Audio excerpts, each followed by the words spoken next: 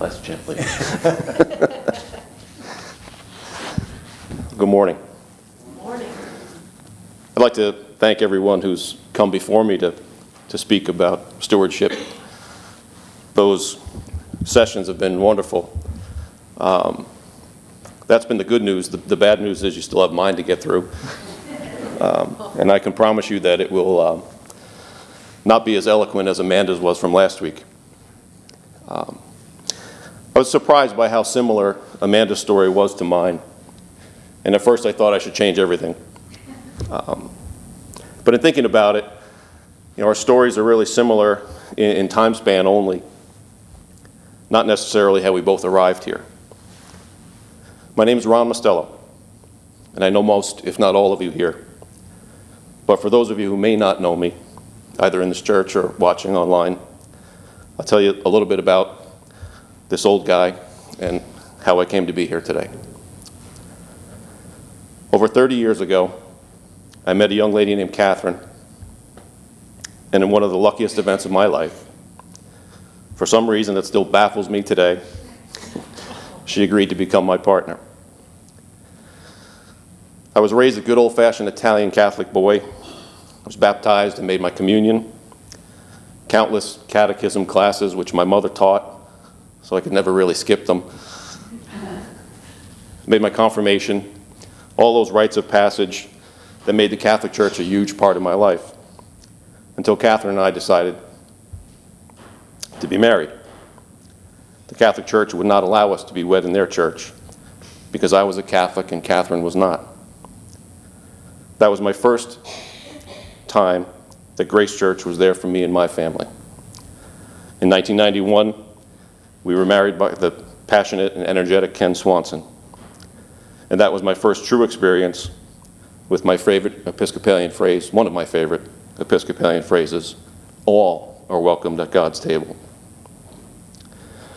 In 1997, Catherine and I welcomed our firstborn child, Joseph, and we celebrated his baptism at Grace Church. Another critical time in our lives when Grace was there for us. In 1999, we held a baptismal service for our daughter, Marielle, yet another time when Grace Church was there for us. Some of you were here for those services and watched our children grow up in Grace Church. Their communions, confirmations, you might have even witnessed them misbehaving in these very pews. Under the guidance of Father Massoud, our daughter Marielle became a Eucharistic minister, and the Episcopal Church is a critical component in her life. Our son Joseph and his partner Molly will soon bless us with our first grandchild. And I hope someday he might know the joy of this place and these people.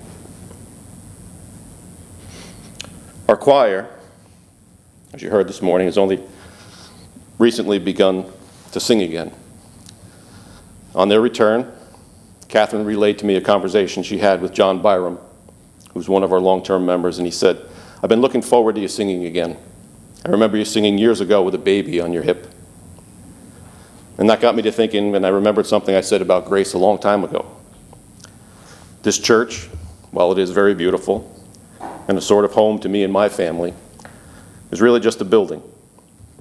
And while I come here for spirituality and prayer and need, I get so much more than a sermon and communion. I get a second or extended family.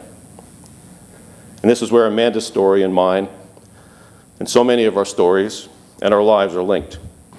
Because like you watch my children grow, I also witnessed Amanda and her brother Greg and so many other children grow with me and my children. You've all, in one way or another, whether we are close friends or simply say a casual hello on a Sunday, have become part of my family.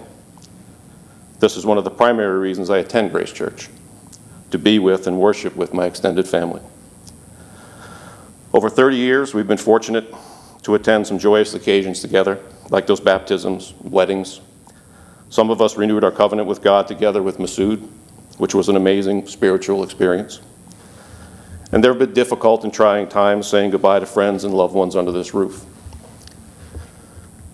It would be disingenuous of me to say that my entire experience with Grace Church has been all rainbows and unicorns.